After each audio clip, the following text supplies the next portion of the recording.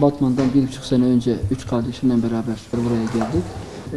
Genel olarak hani kanepe koltuk üzerine, imalatı üzerine bir çalışma yapmaya başladık. İlk dönemlerde doların yükselmesiyle beraber, ondan sonra fiyat artışlarının olmasıyla beraber biz imalatı askıya aldık. Şu anda hani kanepe koltuk yüz değişimi üzerinde ağırlıklı bir şekilde çalışıyoruz. Yani bizim asıl mesleğimiz hani imalatçı olduğumuzdan dolayı imalatı kısıtlı bir şekilde yapıyoruz. Hani kısıtlı şekilde yapmamızın tek sebebi de ham maddenin olmayışı ve malzemelerin de özellikle bu dolar bahane edilerek aşırı derecede pahalılaşması. Hani müşterilere bir sıfırdan kanepe koltuk tavsiye ettiğimizde hani yapalım dediğimizde hani fiyatların yüksek olduğunu söyleyerek de kendi evlerindeki kanepe koltukların yüzlerini, tadilatlarını yapmak zaten tercih ediyorlar. Hani o şekilde yapıyorlar.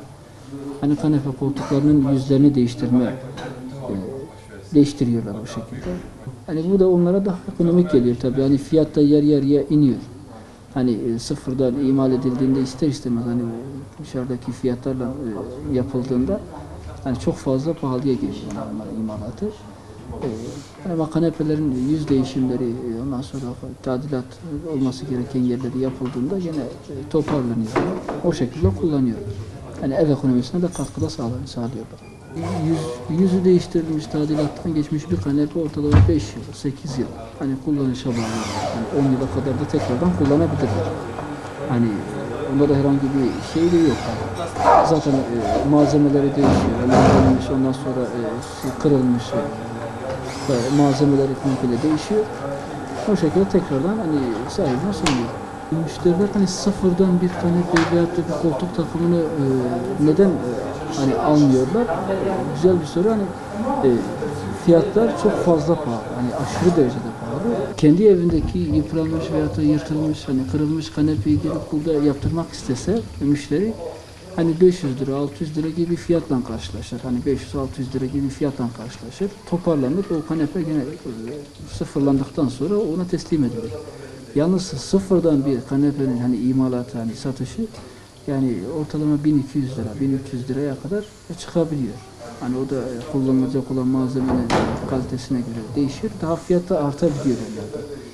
Şimdi tamiratı yapılmış bir kanepenin fiyatı 600-500 lirayken sıfırdan yapılan bir kanepenin satışı, yapılışı 1000 lira, 1200 lira, 1300 liraysa yani ister istemez hani müşterilerimiz de genel olarak hani yüz değişimi veya da tamiratı yani yapılmış kanepeleri tercih ediyorlar.